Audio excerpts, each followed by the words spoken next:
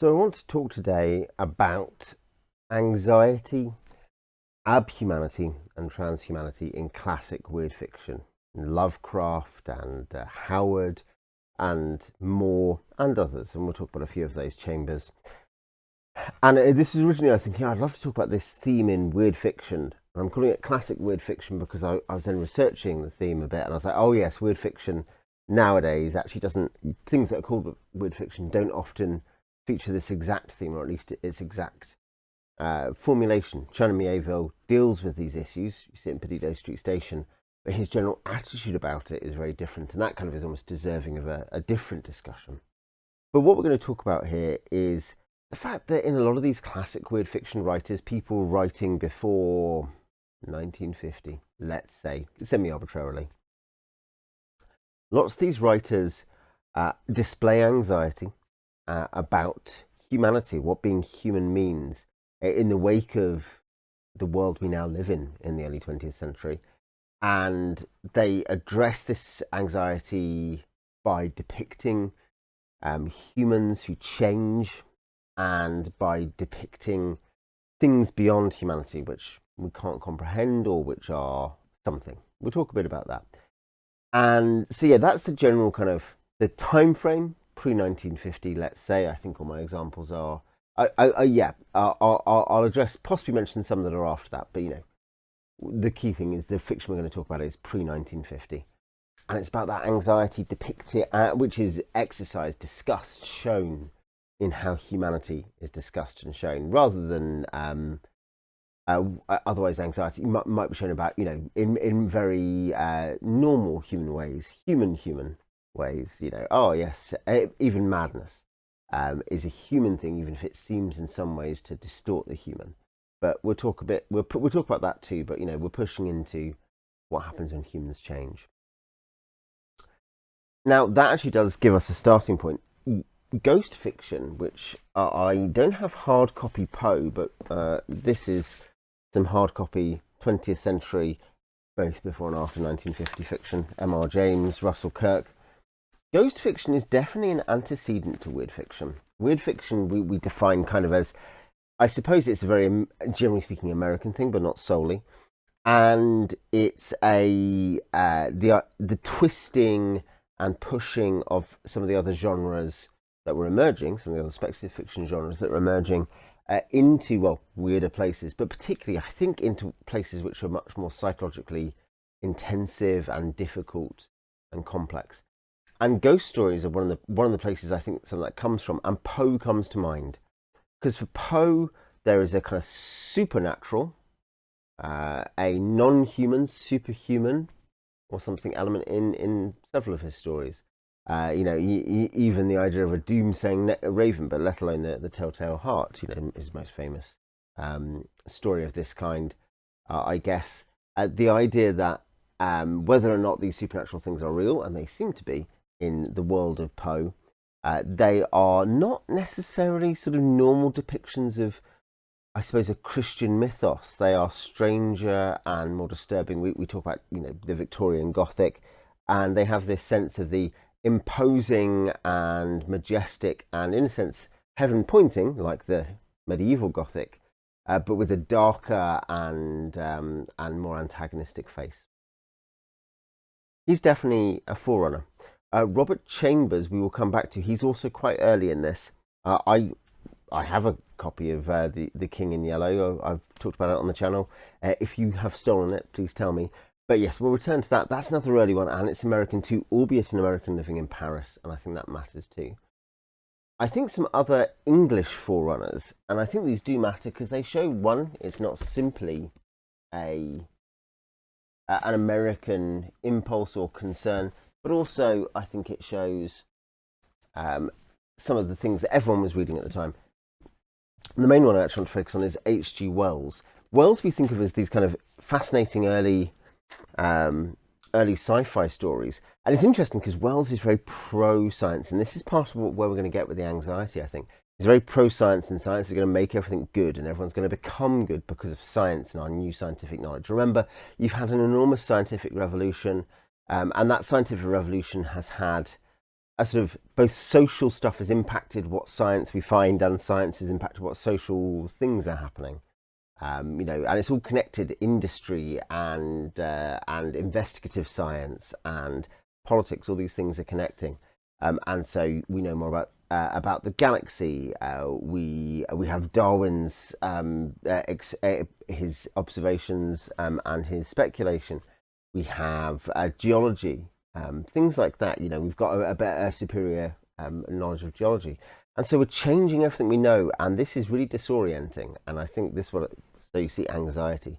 But Wells never says out loud, "I'm really anxious about all this stuff," but it's fascinating, and he ends up writing books which are just like, then science solved all problems. The fascinating thing about Wells is he's a much better author than his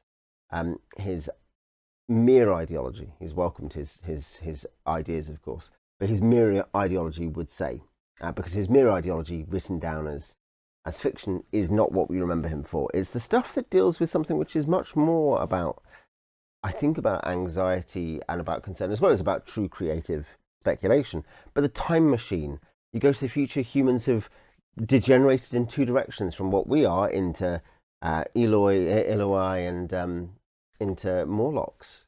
You know, we're either weak and friendly or disgusting and unable to dwell in the sun, but at least we're tough. The idea that the future does not lead simply to great transcendence for humankind. The island of Dr. Moreau, there's a man who's experimenting some very strange experiments on an island to do with animals and humans. You know, it's not explicitly noted as, it's not in connection to a wider mythos and concern about this. It's not a prevailing obsession, but you can see that it does link to other stuff that Wells talks about. The Invisible Man, a man robs himself at some level of his humanity through an experiment. And the War of the Worlds also definitely comes to mind when I think about the fact that, though it's very convenient this cold goes and kills these Martians, and there's some sense of, look, and this does connect into our theme, I suppose, anything can happen to anybody. None of us are gods on Earth. At the same time, this idea that is something beyond humanity which can simply overwhelm us. Human courage and innovation can perhaps stave them off, as with the Thunder Child, you know, but at a great cost. It eventually is sheer dumb luck, essentially, that means that we win. And I think that's, you know, you think Wells is often talking, this guy who says science is going to solve everything, and the universe is fascinating and all the things we've learned are great, has this, what C.S. Lewis would call this romantic mind of anxiety about these things. He looks up at the beautiful universe and thinks, how beautiful. Also, one day aliens might come and try to kill us and they'll find it really easy. He thinks science will solve everything, but his examples of science often involve people losing their humanity, not improving their humanity. He obviously is trying to work out how ethics and science match up. And though we don't think of Wells as weird fiction, this particular theme, which is so strong in our perception of weird fiction, of the degeneration of humanity, the corruption of humanity, or the insignificance of humanity in respect of some far bigger, greater is maybe the wrong word, but bigger, stranger being. You know, Wells has that, and he has that in spades. Now, obviously, people like Chambers and Lovecraft and Moore and Merritt and Howard are the real loci of this theme. There are other forerunners I think you could draw on. You could look at Lord Dunsany is a really obvious example, I think, of strange worlds and the sense in which there are things and systems other than us. In the end, that becomes more influential, his way of looking at it, in a British tradition, which is much more fairy-oriented. But in this this American tradition of weird fiction, these anxieties show up in all kinds of ways, and I think we can pick out a few. I mean, just to give a few. Merritt is not the only author, but he's on the top of the pile, and he's useful as an extra name. In Dwellers in the Mirage, there's a weird octopus god. That's strange, isn't there? He's an alien. And Merritt often explores weird fiction themes with a slightly different twist. I actually would like Merritt for this, that he's maybe not quite as anxious as some of these other writers. He's like, that's strange, why don't we go and duff it up? But he still has this sense that there are strange unknowns, maybe in the South Pacific, maybe in Tibet, two places, maybe in in a desert, in a great Asian desert. You know, this sort of these classic mysterious places of pulp fiction are places where strange, unknown, and terrifying things made well that are beyond human ken, beyond human understanding. They're, you know, the idea that in Dwellers in the Mirage, the guy is overwhelmed by the spirit of an ancestor, his warrior ancestor. This idea that he begins to lose himself as he enters into this strange place.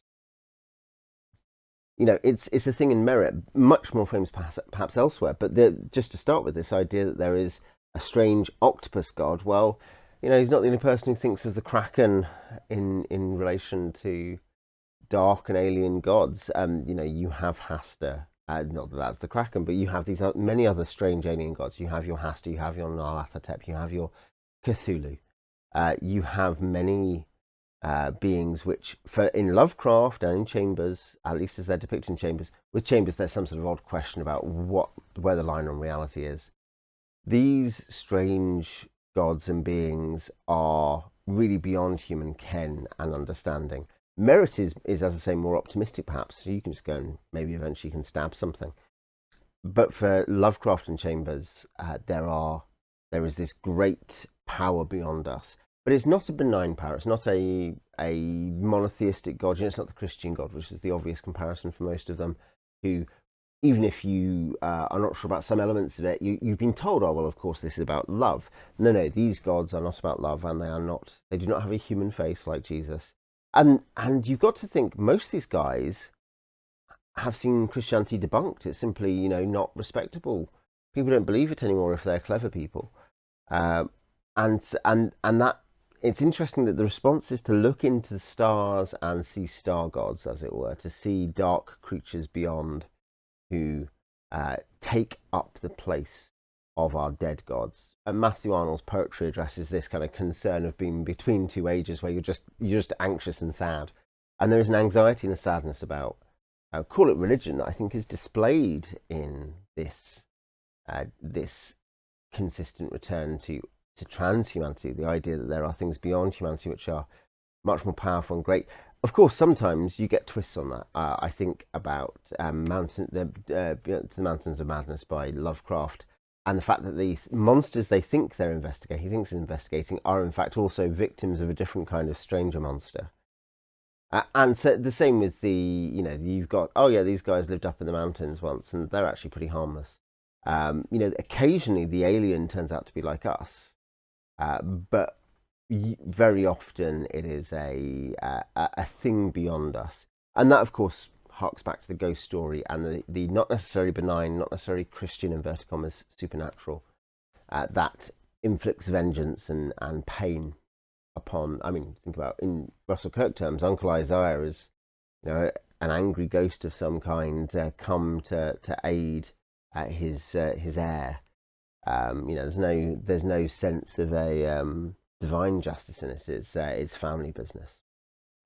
But yes, that translates, I think, into weird fiction. It translates into, combined with this theme of the absence of God, or this background of the absence of God, it translates into strange and horrifying intelligences beyond the stars. As I say, some people merit, and Robert E. Howard, you know, these kind of gods tend to be, you can kill them. Robert E. Howard's constantly like, oh yes, and now it's, you know, and their god is a weird snake or something. And so Howard is maybe more skeptical of that side of it. Merritt is maybe more hopeful about that side of it. I'd say C.L. Moore is Northwest of Earth and Joella Jouari. She is perhaps somewhere in the middle. There is a hopeful cast on all of this. Friendship is magic, actually, in Northwest of Earth.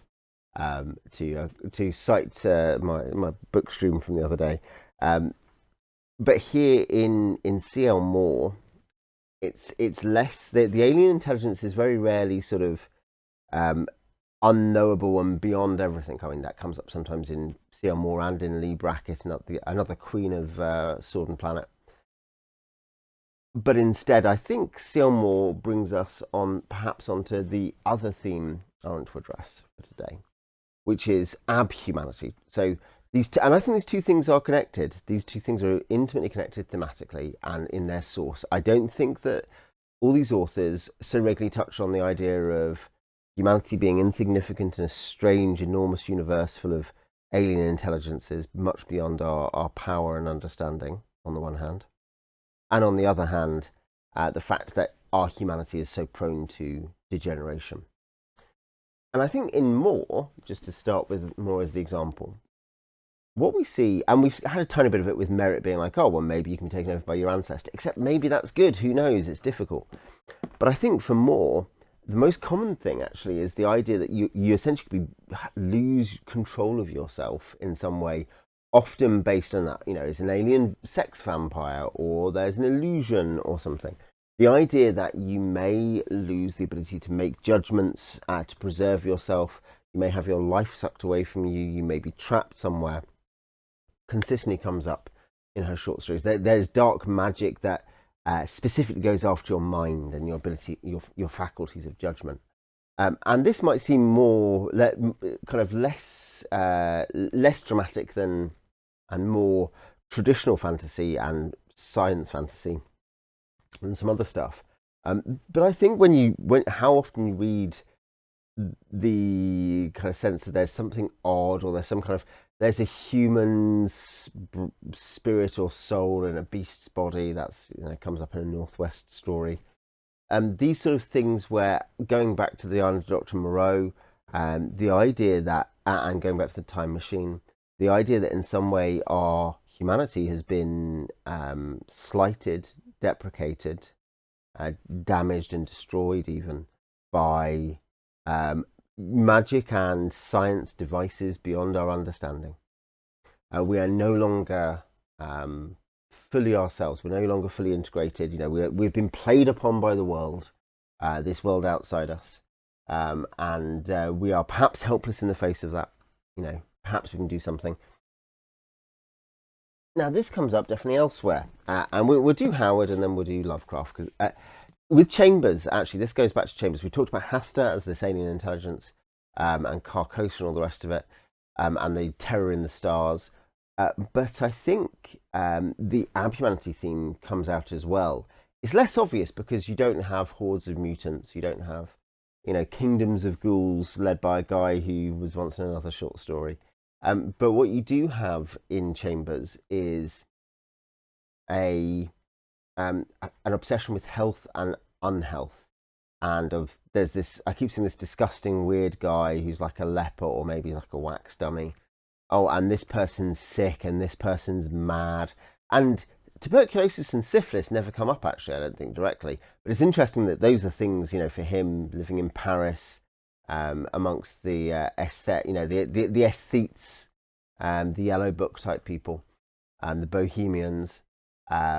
He has this he connects this concern about physical frailty and health, or a lack of health, with and with kind of weird, disgusting people. Bluntly, it's his view, not mine, on these things. Connects that with this strange knowledge man is not meant to know, and I assume in many ways he probably wasn't much. This connects us to Wilde, by the way, also a member of that set, but who powerfully depicts the in a technical sense the degeneracies of it with Dorian Gray. The sense that actually something very wrong goes on for some of these people in trying to preserve their beauty or significance or importance, to become more powerful. And so I think you see that degeneration of humanity. Picture Dorian Gray as, I think, a decent weird fiction forerunner as well. And you see that in Chambers. And Chambers is an influence on Lovecraft, on Clark Ashton Smith. Ashton Smith, of course, actually is another important weird fiction author for this, but with a different twist, and maybe certainly you get weird stuff that's going on.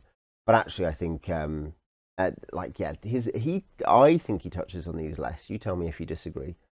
I think these are things that make him less anxious, because I think that's the core of this. But Howard, he's anxious about some of this stuff.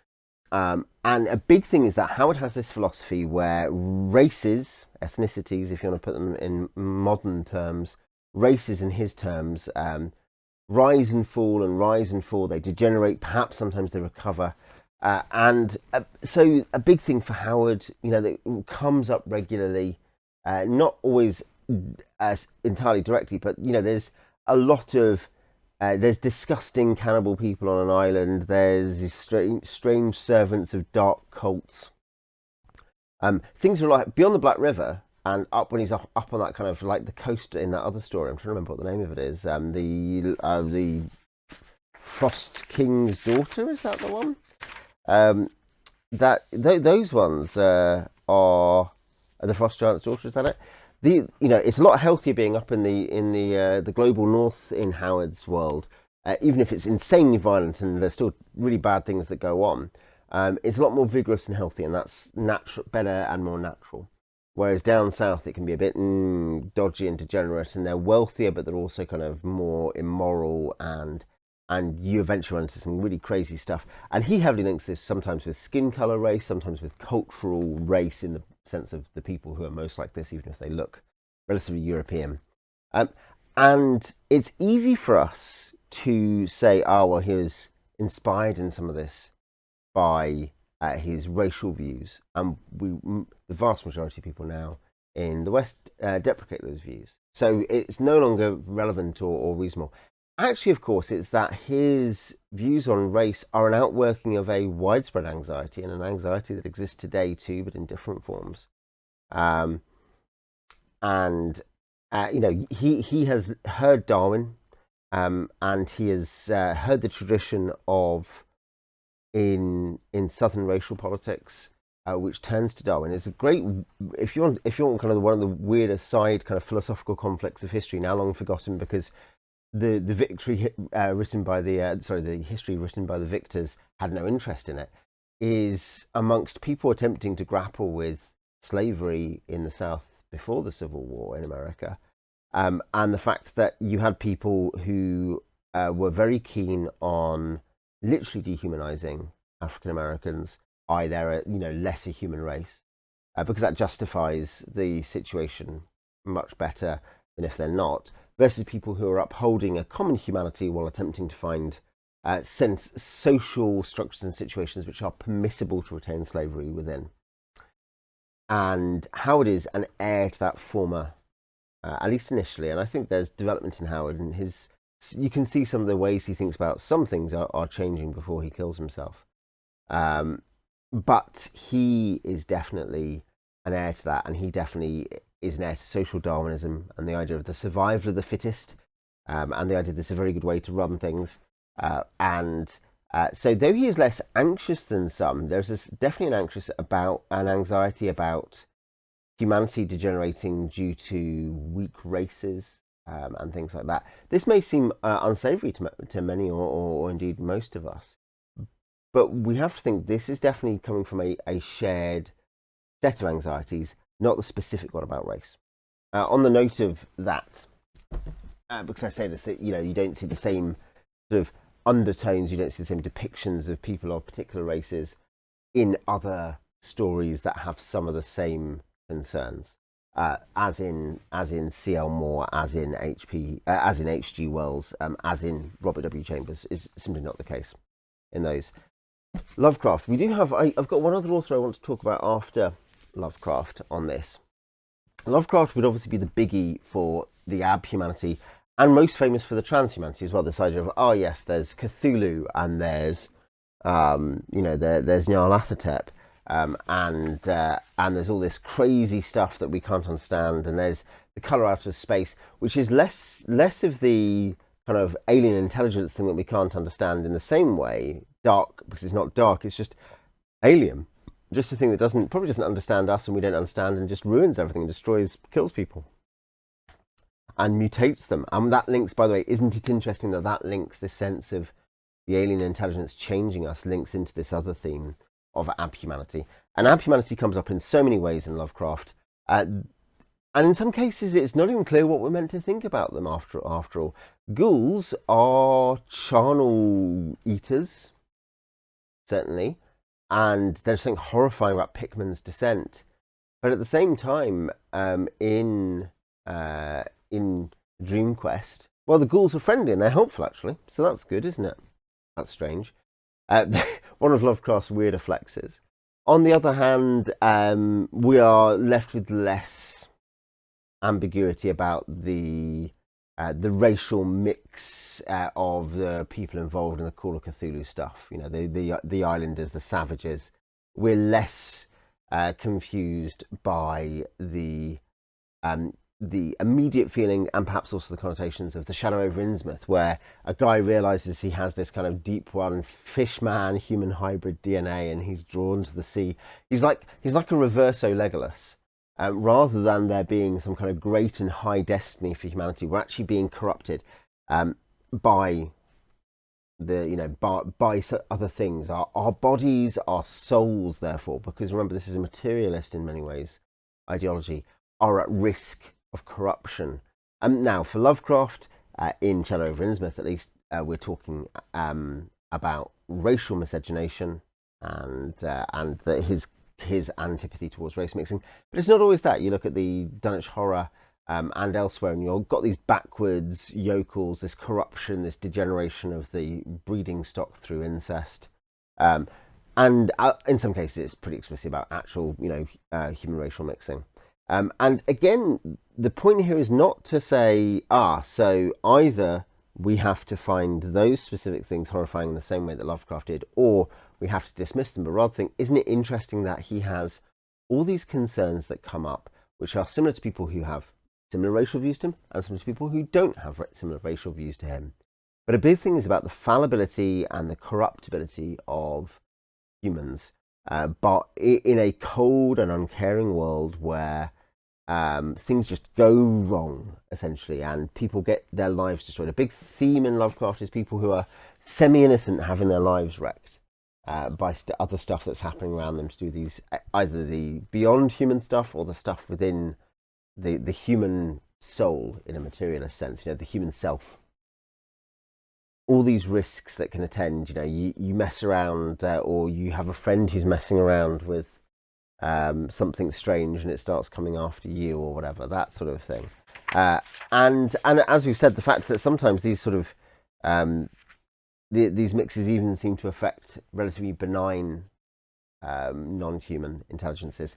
Actually, another example of this that is different and strange in Howard is Howard.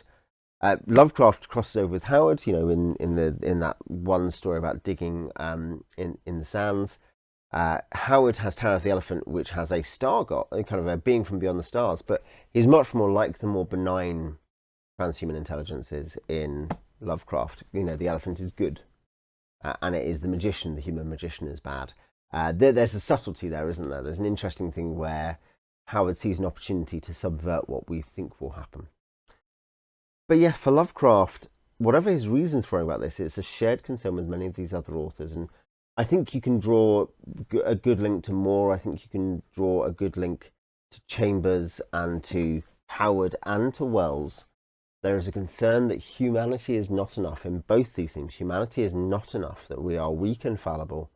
We're only human after all, that we are prone to corruption, that if natural selection has raised us up, that natural selection will destroy us, that as we have mutated and advanced towards a superior state of being, we will degenerate towards a morally more offensive state of being.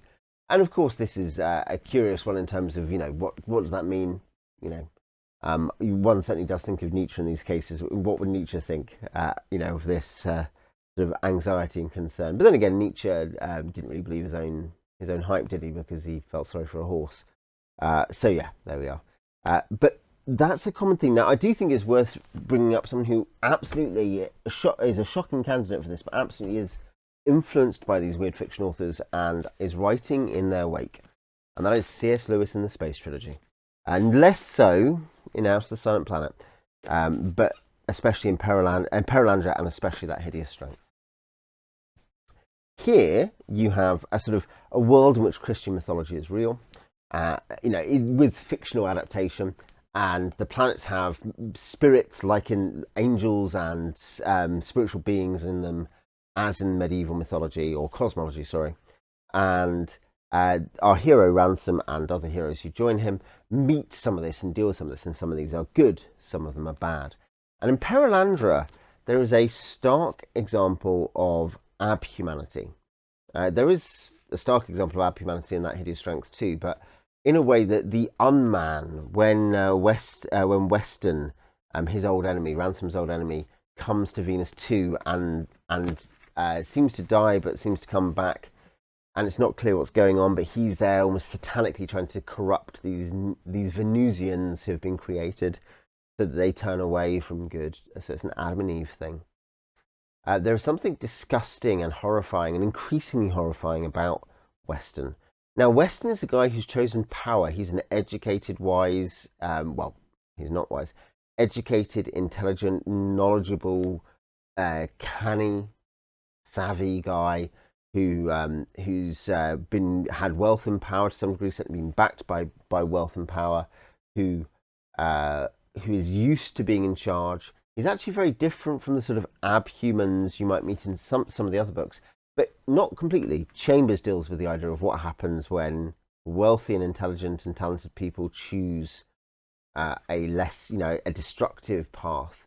And Lovecraft has that anxiety about himself. The Shadow of Innsmouth at some level feels like Lovecraft thinking about himself as a New Englander. Maybe he's corrupted, maybe his flesh is weak too.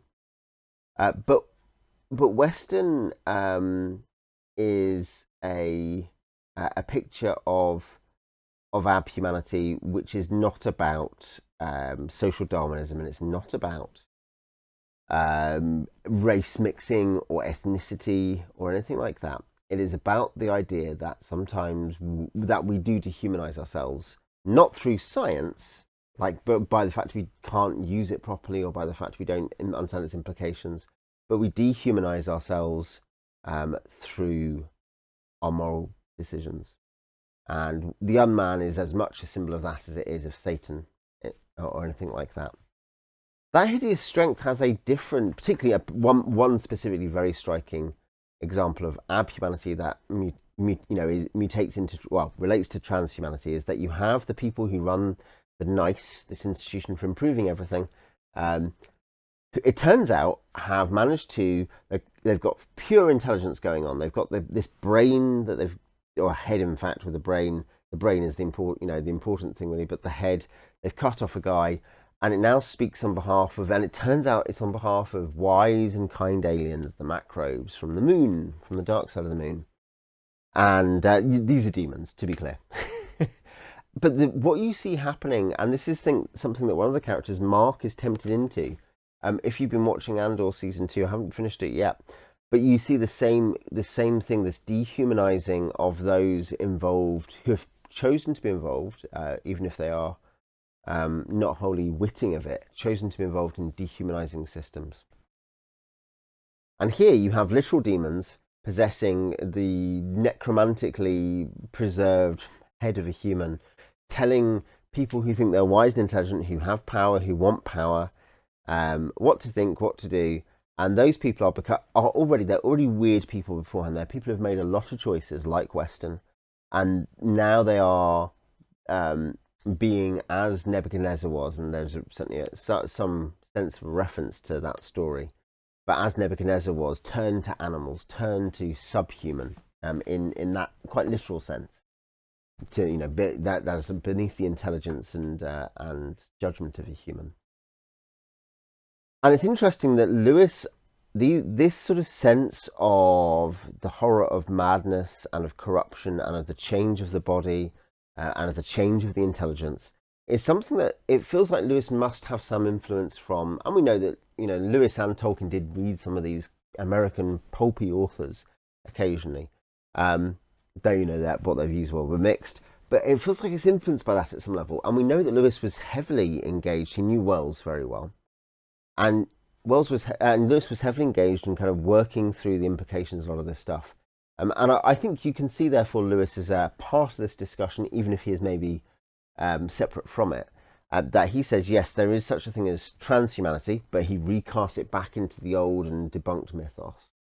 And he says, yes, there is abhumanity, but he relates it to moral choice rather than to do with the weakness of the gross matter, which is all we are. Our gross matter is weak, and therefore, because there is nothing else to us, we are weak. Whereas, yes, Lewis, has weak, physically weak people, and politically weak people who can make great differences. And I think, yeah, they're all responding to the same stimuli. The scientific advances of the 19th century, particularly, and also the intellectual changes and anxieties related to that. But some of those authors are anxious. Lovecraft, very anxious man. Howard, pretty anxious. Chambers, very anxious. Oscar Wilde, we said, as a forebear. H.G. Wells is a forebear, very anxious. On the other hand, someone like Lewis, maybe Merritt, less anxious and more offering a resolution of one kind or another. Howard, somewhere, and maybe in between, in fact. Anyway, you tell me what you think about this theme. Tell me in the comments, and I'll see you next time.